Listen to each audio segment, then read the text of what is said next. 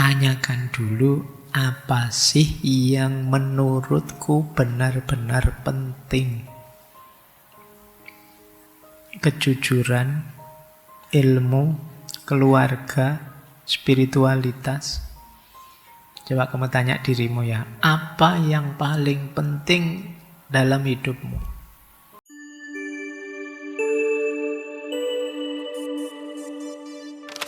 Assalamualaikum warahmatullahi wabarakatuh.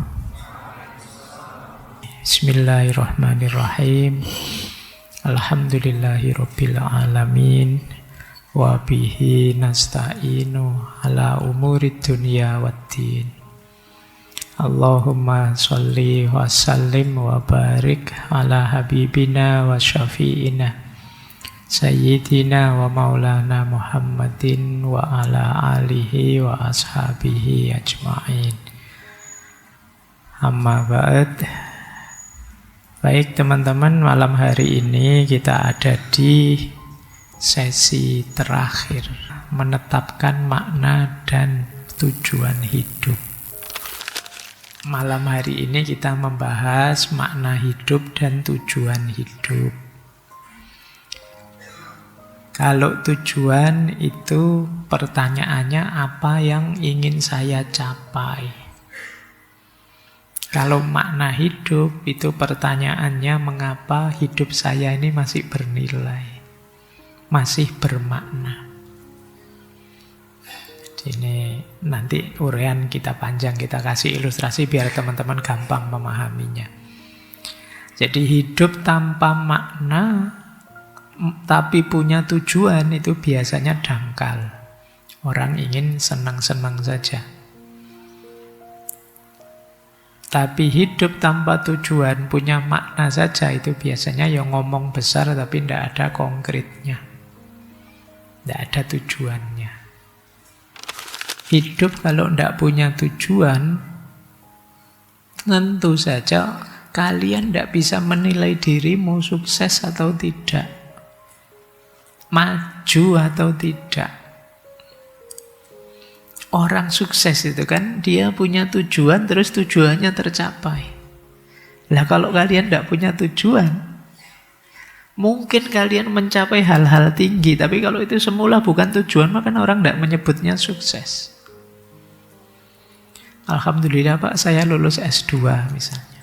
Terus, lah memang tujuanmu apa kok kuliah sampai S2 itu? Tidak tahu juga saya Pak. Apa pengen jadi dosen? Tidak juga rasanya, saya tidak bakat jadi dosen. Itu kalian ada capaian, tapi mungkin masih kebingungan kenapa kalian belum punya makna. Apa pentingnya kalian melakukan itu? Kayak kapan itu saya tanya ada mahasiswa tafsir, saya tanya, kalian kuliah di jurusan tafsir ini cita-citamu apa? Tidak tahu saya Pak, sebenarnya saya ingin dagang Pak. Iya, kuliah jurusan tafsir cita-citanya dagang ternyata. Saya khawatirnya nanti malah jualan ayat akhirnya. Jadi, oke ya. Loh, ini kelihatan simpel, tapi menenangkan. Kalian punya tujuan itu, orang kalau jelas tujuan itu kan lebih nyaman, hidupmu lebih tenang. Bahwa saya harus ke situ. Kalau belum punya, berarti kamu masih dalam kondisi bingung. Mau apa? Bayangkan, mau apanya belum jelas, kalian sudah melakukan sesuatu, sudah mencapai sesuatu, padahal itu mungkin tidak sama dengan keinginanmu nanti. Nah, ini penting ya, jadi bahan renunganmu. Kalian sudah punyakah tujuan hidup dan makna hidup? Coba ya kita lihat sebentar, apa pentingnya tujuan, apa pentingnya makna di era yang kita sebut ketidakpastian hari ini. Tujuan hidup tadi seperti target. Apa sih pentingnya hari ini? Catatan saya setidaknya 3. Yang pertama, memberi fokus di tengah macam-macam distraksi, godaan di sekeliling kita kan hari ini banyak. Informasi membanjir. Kita kebingungan milih mana yang penting, mana yang tidak penting. Cara paling gampang apa? Kita punya tujuan. Jadi ketika ada informasi masuk, godaan muncul, kita bisa lebih kuat karena tujuan saya ke sana loh. Mungkin saya baca berita ini, terpengaruh berita itu, tapi saya tahu arahku harus ke sana. Bayangkan kalau kalian yang belum punya tujuan, tergoda oleh utara, kalian ke utara, tergoda oleh selatan, kalian ke selatan. Kalian mudah terdistraksi. Tapi dengan punya tujuan yang jelas, kalian bisa punya fokus. Yo kadang-kadang terlena sebentar, tapi bisa cepet-cepet balik. Oh, saya harus ke sana, wong tujuanku kemarin itu. Nah, ini pentingnya kita punya tujuan. Yang kedua, punya tujuan itu mengurangi kecemasan akan masa depan. Karena apa? Ya paling tidak kalian sudah bisa membayangkan ke depan apa dan bagaimana dirimu. Meskipun juga tidak pasti, tapi kan kalian jelas targetnya sehingga bisa siap-siap sejak sekarang. Tapi yang tidak punya tujuan, ya dia akan kebingungan. Siap-siap untuk apa? Gitu. Jadi kalian tambah cemas tentang masa depan. Kalau punya tujuan, kondisi mungkin berubah. Tapi kan kita tinggal beradaptasi, menyesuaikan, tidak masalah. Lebih tenang. Kemudian punya tujuan itu membuat kita mudah beradaptasi. Jadi kalau punya tujuan kan saya ke sana. Oh, jalannya ditutup, ya sudah saya lewat melipir lewat kiri kan. Tapi kalau kalian tidak punya tujuan, ya bingung ini. Jalannya ditutup. Itu wong saya juga belum punya jalan, belum punya tujuan. Jalannya ditutup, saya juga tidak jelas. Ini nutup jalan saya apa bukan? Intinya, eranya era ketidakpastian. Kalau kalian sendiri juga tidak pasti, tidak punya tujuan, tidak punya makna hidup, selesai sudah. Hidupmu isinya adalah tekanan, stres, kebingungan. Itu yang membuat kalian belakangan rasanya hidupmu lelah. Kalian tidak punya tujuan. Oke, kita lanjutkan. Kalau makna, Pak, apa pentingnya? Orang punya makna itu bisa membuat dia lebih kuat. Jadi, kalau kita punya makna hidup yang jelas, kita sadar nilai diri kita. Punya tujuan, tapi kok gagal, tidak masalah, ayo diulang lagi. Karena kita punya makna diri yang jelas. Yang kedua, mencegah kekosongan eksistensial. Mencegah kehampaan. Ini penyakitnya orang era hari ini, itu kan rasanya hampa. Sudah mencapai sesuatu, tapi terus ngapain? Kalian mati-matian pengen lulus. Begitu lulus, iya sih setelah ujian senang, tapi setelah lulus terus hampa lagi. Ini terus mau apa saya ini? Jangan-jangan besok ya sudah kerja, tapi juga tidak bisa menikmati, hampa juga. Jangan-jangan setelah nikah juga begitu. Ternyata nikah itu kayak gini ya. Tidak seperti bayangan. Kenapa? Kalian tidak punya makna hidup. Sehingga tidak bisa memaknai apapun di sekelilingmu. Makna hidup itu seperti kacamata. Yang kalian melihat apapun dengan kacamata itu. Tapi kalau tidak punya makna hidup, kamu tidak punya frame, tidak punya kacamata untuk memahami hidupmu. Jadi kalau ditanya, ini penting enggak? Ini baik enggak? Kamu udah bisa jawab. Nanti kita lihat ya, makna hidup itu ada banyak tipenya. Tapi setidaknya kalian harus punya makna terhadap hidupmu. Makna dan tujuan itu nanti satu paket. Tanyakan pada dirimu, apakah makna hidupku membuatku lebih kuat menghadapi kesulitan? Resiliensimu meningkat. Nah, kalau begitu berarti cocok sudah maknamu. Tapi kalau tidak, Pak, sejak saya memaknai diri saya seperti itu, saya tambah pusing, Pak, tambah bingung tiap hari, tambah lemah. Berarti mungkin perlu dievaluasi maknamu. Kemudian yang kedua, apakah makna hidup membuatmu semakin bertumbuh, meningkat? Kemarin saya tidak sabaran, Pak, tapi sekarang saya jauh lebih sabar, berarti kamu tumbuh. Kemarin saya baperan, Pak, sekarang saya tidak baperan lagi, kamu tumbuh. Yang ketiga, orang lain banyak yang dapat manfaat atau tidak. Dan yang keempat, imanmu, keyakinanmu tambah mantap atau tidak. Jadi paling tidak kalian uji dengan 4 hal ya. Dengan makna diri seperti ini, aku tambah kuat atau tidak? Aku tambah baik dari sebelumnya atau tidak? Orang lain dapat manfaatnya atau tidak? Keimananku tambah mantap atau tidak? Nah, jawabannya apa? Kalau jawabannya positif semua berarti makna hidupmu sudah pas. Tapi kalau masih banyak yang negatif, mungkin perlu kamu evaluasi lagi. Cuma ya tentu saja sebelum ngecek kan kamu harus punya duluan yang dicek apa. Kalau masih belum punya makna ya ceknya tidak ada gunanya. Makanya tadi saya bilang tetapkan makna dirimu. Dengan cara tadi ya di awal. Baik, tentang makna sudah. Sekarang kita masuk ke tujuan. Kalau tujuan lebih konkret. Kalau makna lebih filosofis. Sekarang kita masuk ke tujuan. Kalau tujuan lebih konkret. Kalau makna lebih filosofis.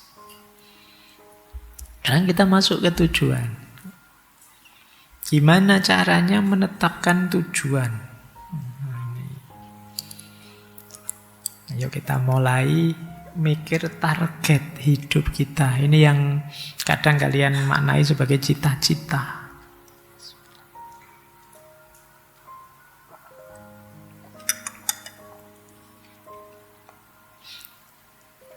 Yang pertama,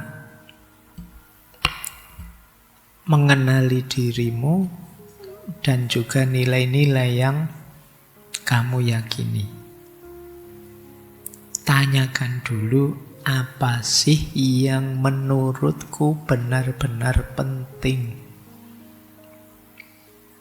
Kejujuran, ilmu, keluarga, spiritualitas. Coba kamu tanya dirimu ya, apa yang paling penting dalam hidupmu?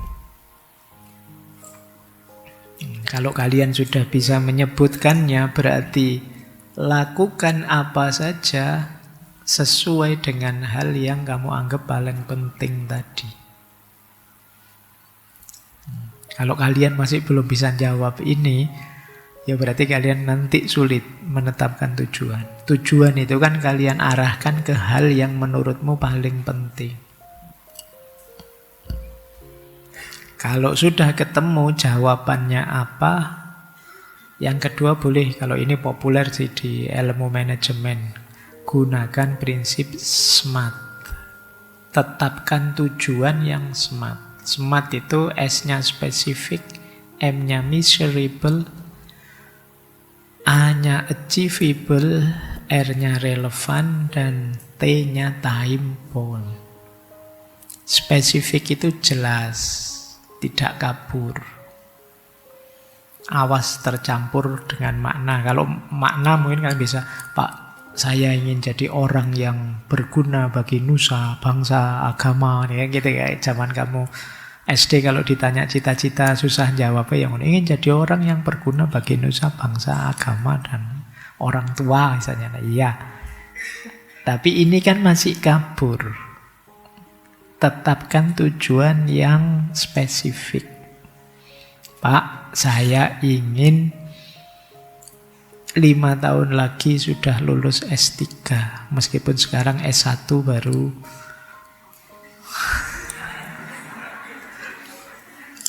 Lu sopo ngerti kan setelah lulus S1 semester akhir tiba-tiba S2 terus langsung S3. Ini jelas, spesifik. Jadi jangan kabur. Kabur, tujuan kok kabur, itu sulit diminta pertanggungjawabannya. Kapan kamu ngelamar aku? Ya nunggu kalau Allah memberi hidayah ya. Nah, ini tidak spesifik, susah. Nanti ya kalau Allah menghendaki, kalau sudah takdirnya ketemulah kita. Itu mungkin itu bahasa-bahasa filosofis. Kalau untuk tujuan spesifik. Aku ingin tahun depan kita sudah menikah. Nah, itu spesifik. Yang ada calonnya ya.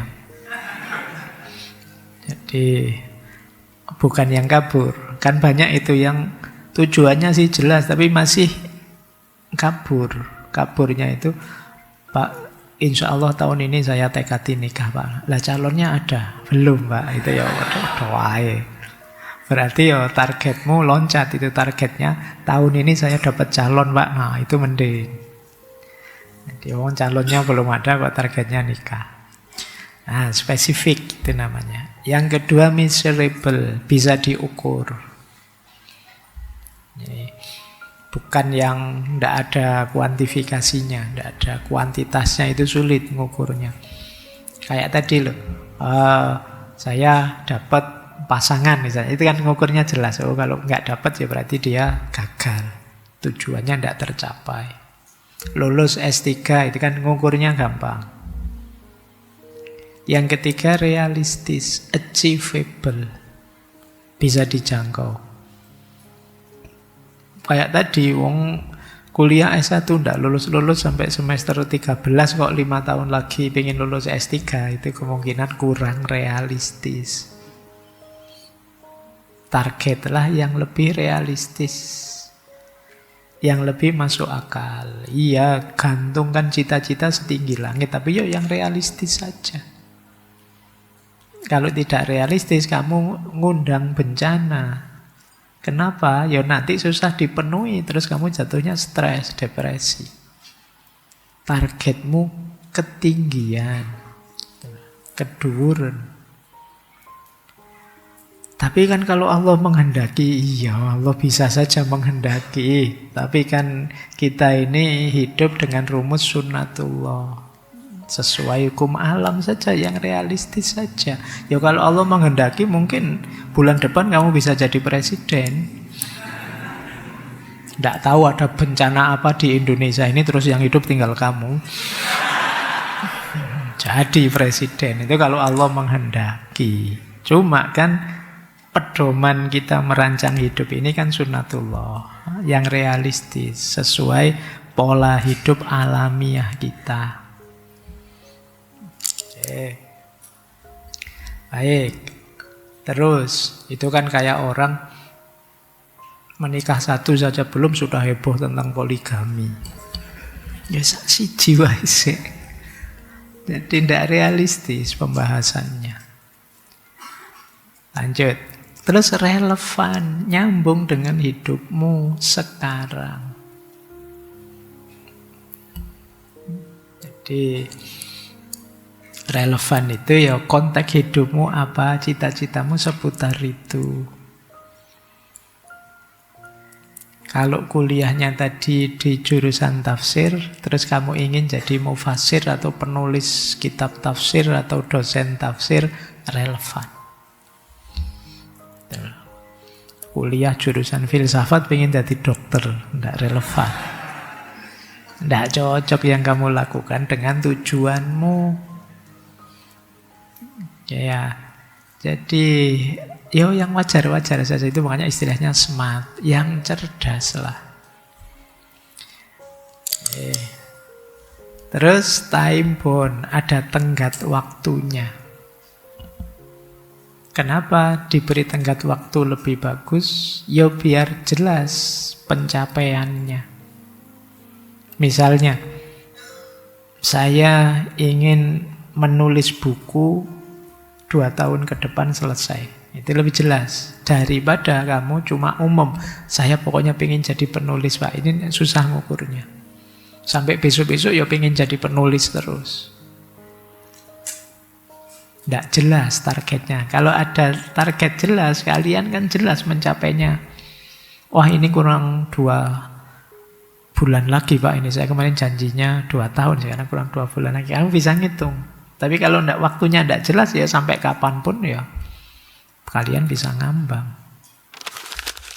Terus, bedakan tujuan jangka pendek, jangka menengah, jangka panjang. Ini memudahkan. Jangka pendek mingguan, jangka menengah mungkin tahunan, jangka panjang puluhan tahun boleh. Misalnya, Pak, untuk jangka pendek saya punya target membaca buku 1 buku per bulan. Minimal 1 bulan saya menamatkan 1 buku, ini jangka pendek. Jangka menengah tahunan. 3 tahun lagi saya harus lulus kuliah, Pak. Ini tahunan. Atau jangka panjang 10 tahun. 10 tahun lagi saya harus mapan sudah, Pak. Punya rumah, punya keluarga, dan karirnya sudah stabil. Ini namanya jangkanya jelas. Tujuannya jelas. Biar tidak kecampur-campur. Jangan kebalik-balik. Ditanya, cita-citamu di masa depan apa? Yo, saya pengen baca buku saja, Pak, 1 bulan 1 kali. Yo, 1 bulan 1 kali, ya enggak bisa cita-cita ke depan. Cita-cita ke depan, ya pada akhirnya saya ingin jadi apa? Lurah, ingin jadi dosen, ingin jadi ketua RT, apa-apa. Tujuan jangka panjang, bukan yang harian, mingguan, bulanan. Kemudian refleksi diri secara rutin. Tujuan itu bisa saja situasi berubah. Yang semula realistis jadi tidak realistis. Saya pengen, Pak, lulus itu kuliah ini 4 tahun harus sudah lulus. Kok yang dilalah diberi sakit oleh Allah lama. Tidak jadi. Itu namanya evaluasi. Ya jangan ngotot, kalau memang ada perubahan ya kita ubah sesuai dengan situasi. Jadi biar tidak putus asa. Karena dari realistis jadi tidak realistis itu kan berat. Kalau kita kaku menyikapi situasi, ya hasilnya malah kita susah sendiri. Terus tautkan dengan makna hidup. Jadi kita sudah punya makna, tujuannya yang nyambung dengan makna. Misalnya, aku ingin jadi guru, tujuanku jadi guru. Kenapa? Karena menurutku hidupku berharga kalau aku bisa mencerdaskan generasi. Kemudian, silahkan menetapkan tujuan dengan mengambil inspirasi filosofis atau spiritual. Misalnya, Pak, tujuan hidup saya adalah mengabdi pada Allah, beribadah, ya monggo saja. Atau mengabdi ini tujuan jangka selamanya, jangka panjang, Pak. Mulai sekarang sampai besok. Sementara yang pendek, yang kuliah, ya tujuan saya lulus 4 tahun lagi. Yang baca buku ya 1 bulan. Silakan saya kalian atur. Mana tujuan yang menurutmu cocok, sesuai. Baik. Mungkin setelah ini teman-teman boleh ya oret-oret di kamarnya masing-masing tujuan hidupmu apa. Bikin yang smart, cerdas tadi ya. Yang jelas, yang realistis, yang terukur. yang relevan, dan waktunya jelas. Kalau tidak terpenuhi, Pak, dievaluasi. Kenapa kok tidak terpenuhi? Sebabnya apa? Pak, saya itu cuma target setiap hari ngaji 1 lembar saja, kok tidak bisa ya Pak, misalnya. Oh, coba dicek, kenapa kok sampai begitu? Distraksinya apa? Kemudian yang membuatmu sering menunda-nunda apa? Akar masalahnya dari luar atau dari dalam dirimu? Nanti dicari, kalau sudah ketemu, diperbaiki. Kalau menetapkan tujuan saja kalian tidak berani, apalagi tidak mau, ya gimana kalian bisa maju? Bagaimana kalian bisa meningkat? Berkeinginan saja tidak berani, ya gimana kalian bisa berkembang? Harus berani ya mulai besok. Kalian akan jadi orang besar kalau memang bercita-cita besar.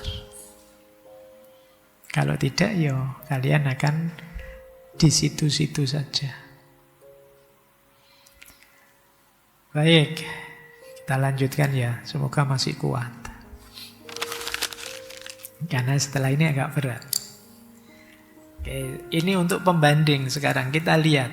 Sekarang kita ngaji filsafat. Tipe-tipe tujuan. Ini kita ambil banyak teori sekarang dari filsafat ya. Yang pertama, ini biasanya yang banyak ditarget orang yang males mikir dalam-dalam.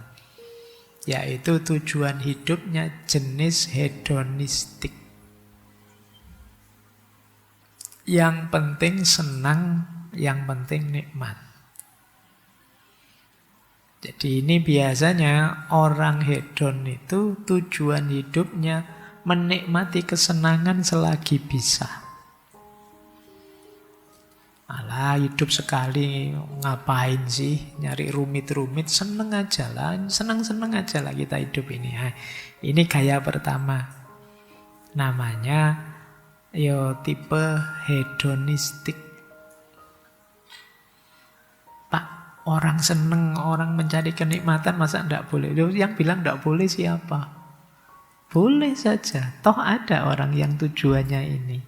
Meskipun nanti dengan makna hidup tertentu, tujuan yang hedonistik ini rasanya kurang tinggi. Kurang utama. Tapi ada orang seperti ini, mungkin banyak malahan. Hidup itu nyari senang saja. Nyari nikmat saja. Oke, mungkin banyak yang tidak merasa bahwa dia seorang hedon. Padahal hedon itu ya mungkin bisa kita semua hari ini. Ingin nyari senang saja. Pak, wong duit saya tidak banyak, tidak ada hubungannya dengan duit tidak banyak atau duit sedikit.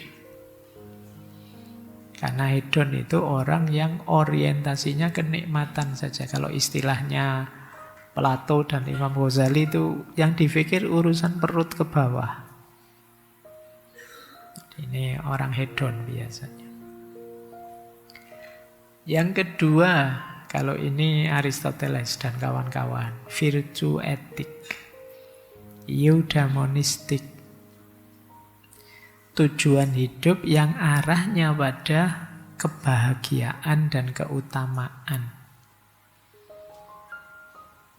Jadi kalau tadi tujuan hidup menikmati kesenangan, kalau eudaimonistik ini tujuan hidupku mengembangkan diri dengan melakukan kebajikan yang di situ kemudian mencapai kebahagiaan. Ini tujuan eudaimonistik. Biasanya alurnya begini. Pengetahuan, kebajikan, virtu, dan kebahagiaan. Kalau kita ingin bahagia ya dengan ilmu. Setelah ngerti ilmunya kita amalkan dalam kebajikan. Kalau sudah melakukan kebajikan, kita akan bahagia. Jadi tipe pertama tadi hedonistik, hidup mengejar kesenangan. Kalau tipe kedua hidup melakukan kebajikan. Jadi tujuanmu adalah melakukan kebaikan. Yang dari situ kamu asumsikan kamu bisa bahagia. Kalau yang pertama, hidup senang-senang, yang dari kesenangan itu menemukan kebahagiaan. Nah, ini beda orientasi. Mungkin banyak juga teman-teman yang wis sing penting dadi wong apik, itu aja. Good life. Jadi cuma itu saja. Ini namanya tipe tujuan eudaimonistik. Nanti ada tipe utilitarian. Tipe utilitarian itu tujuan hidupnya adalah memberi kebahagiaan, kemanfaatan untuk banyak orang. Jadi tujuan hidupku adalah memberi manfaat sebesar-besarnya agar sebanyak mungkin orang bisa hidup lebih baik. Ini utilitarian. Kemanfaatanmu terhadap masyarakat di dunia sosial. Nanti ada lagi tipe transendental. Tipe transendental itu ya tujuan hidup kita adalah menuju Tuhan, bahagia di akhirat, masuk surga. Ini tipe religius, transendental. Imam Ghazali, Ibnu Arabi, Augustinus, dan lain sebagainya yang religius tujuannya agama. Mungkin banyak di antara kita yang tipe tujuannya religius. Akhirat, surga, Tuhan, itu. Ini tipe ini. Ada lagi altruisme. Kalau altruisme itu mengorbankan diri untuk orang lain. Ini altruis. Jadi kan banyak orang yang membahagiakan orang lain meskipun aku sendiri harus berkorban. Biasanya dianalogikan dengan lilin. Dia menerangi sekitarnya meskipun pada akhirnya dia akan habis. Ini tipe altruis. Pak, tujuan hidup saya itu Pak hanya satu Pak, membahagiakan orang tua. Itu saja Pak. Meskipun saya harus sengsara ini, sengsara itu, susah ini, susah, tidak masalah. Saya sengsara juga tidak masalah, asal orang tua saya bahagia. Ini namanya tipe altruis. Mungkin ada yang malah bukan orang tua, sahabat. Yang penting saya bisa membantu sahabatku. Nah, tipe altruis. Aku tidak makan, tidak apa-apa, asal sahabatku makan. Karena ada orang tipe yang sangat setia kawan seperti itu. Ini namanya tipe altruis. Nanti ada orang yang cita-cita tujuan hidupnya adalah pengembangan diri, humanistik. Gimana aku mengaktualkan potensiku, aktualisasi diri. Tujuan hidupku adalah menjadi manusia yang utuh, bermartabat, teraktualkan segala potensi. Nah, ini namanya tipe humanistik. Terus tak lanjutkan ya. Ini semua tema sudah pernah kita bahas. Ada lagi tipe stoik.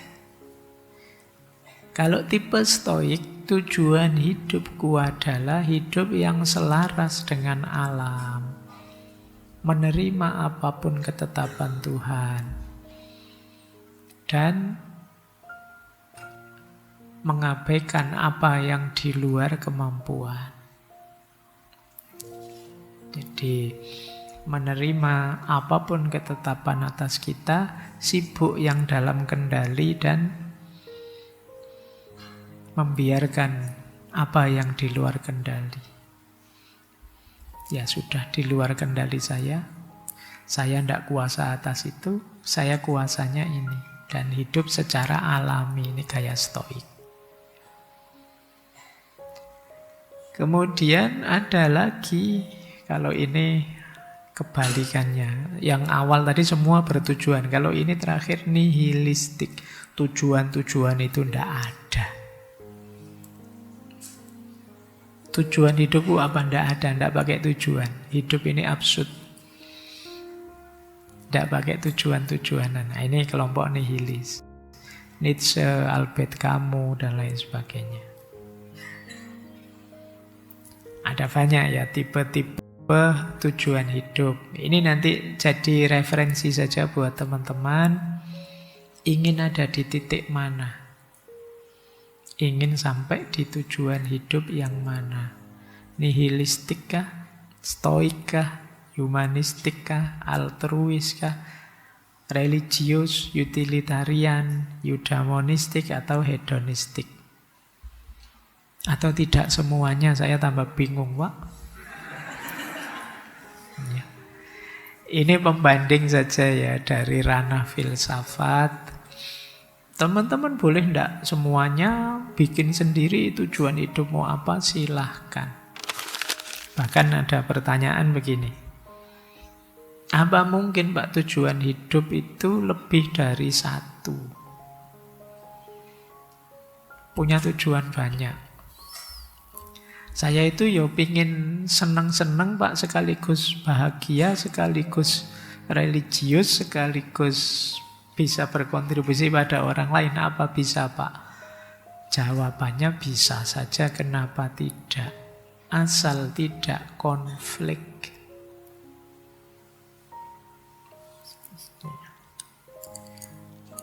Nanti ada konsep begini. Tujuan hidup itu bisa berjenjang. Dulu waktu kita belajar di Martin Seligman itu. Ada orang yang tujuan hidupnya ingin senang-senang saja. Pleasure life. Kemudian ada yang tujuan hidupnya good life. Hidup benar, hidup baik. Nanti yang ketiga ada yang tujuan hidupnya meaningful life. Hidup yang bermakna. Kayak bahasa Jawanya ya, urip seneng, urip apik, apa urip migunani. Dadi wong sing seneng, dadi wong sing apik, apa dadi wong kang migunani. Ini leveling, level. Tentu saja kalau kita hanya ingin senang-senang saja titik, yo dua yang lebih tinggi ini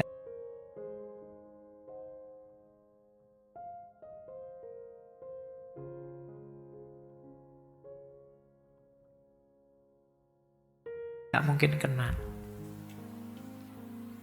Tapi kalau kita ada di level yang lebih atas, bawahnya akan kena. Gambarannya begini.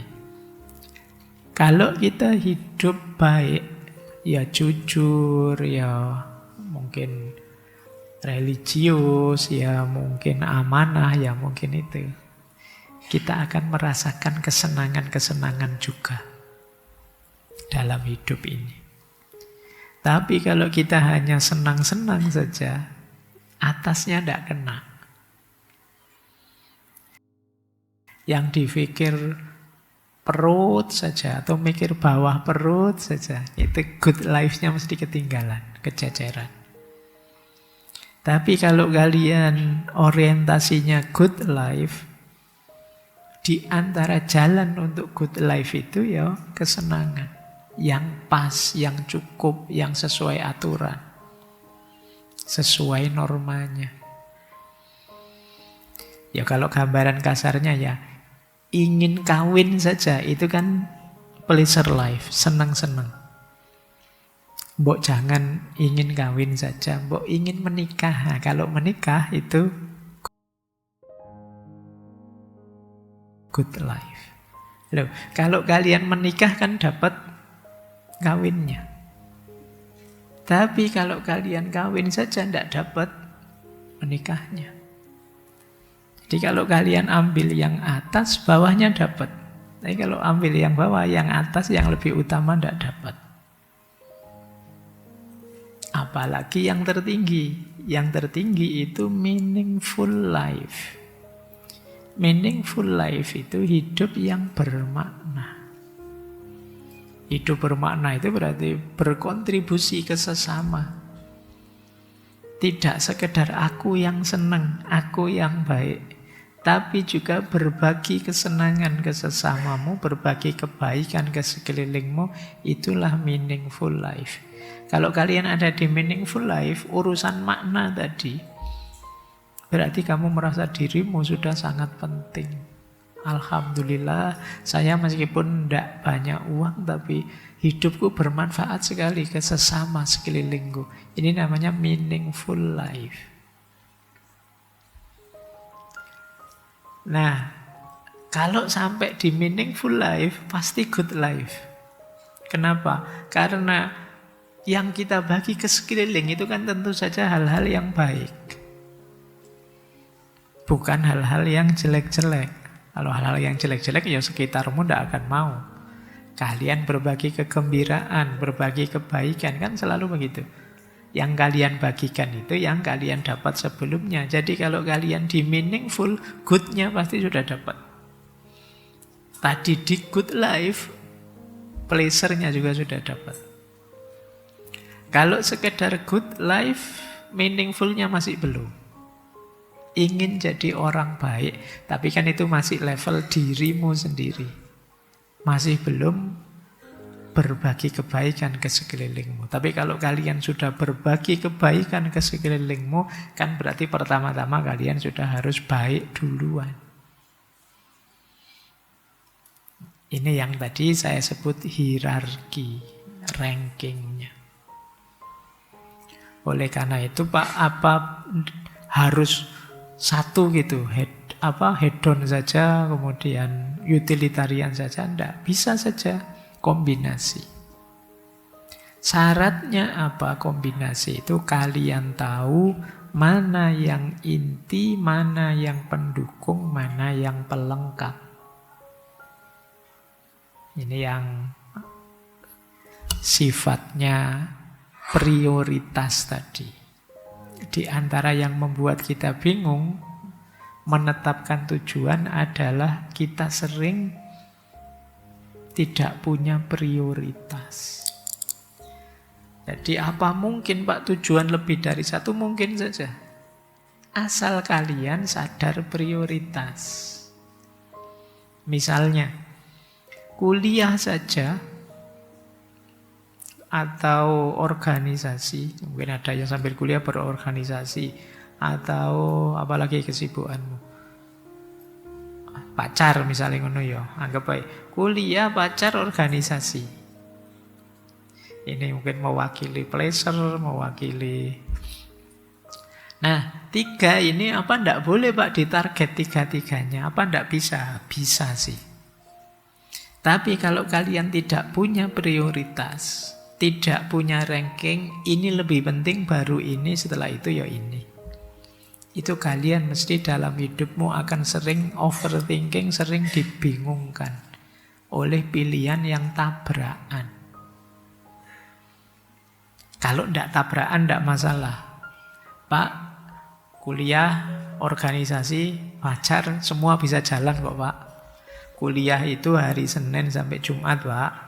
Kalau urusan organisasi hari Sabtu ketemu teman-teman di kampus. Nah untuk pacar malam Minggu sama Minggu. Jadi tidak tabrakan. Kalau bisa jalan semua kenapa tidak? Tapi ada kalanya terus tabrakan. Alah kok ya sama dosennya jadwalnya dipindah misalnya. Loh sekarang tabrakan. Kalau tabrakan gini kan terus kalian jadi overthinking. Akan lebih mudah kalau kalian punya prioritas. Kalau tabrakan kuliah misalnya dengan organisasi, oh dari tiga itu Pak, kalau di prioritas ya prioritas pertama kuliah, kedua organisasi, nanti pacar ya ketiga saja sudah. Seandainya tabrakan, ya yang didulukan yang prioritas tinggi. Kuliah sama organisasi tabrakan, kemarin saya memprioritas kuliah, ya berarti kuliah, organisasinya nanti dulu. Itu enaknya kalian punya prioritas. Nggak habis energi banyak untuk mikir. Kita sering membuang energi banyak untuk apa saja dipikir sampai detail. Dan itu menghabiskan energi. Nah, atur saja begitu. Saya tidak tahu kalian dalam hidupmu urusanmu apa saja. Kuliah mungkin, keluarga mungkin, organisasi mungkin, sahabat mungkin. Ini bisa saling tabrakan kalau kalian tidak hati-hati. Bikinlah prioritas. Ranking lah. Nah, nanti kalau tabrakan ya minta maaf ke temanmu. Mohon maaf ya, saya tidak bisa ikut nongkrong nih karena ada tugas kuliah.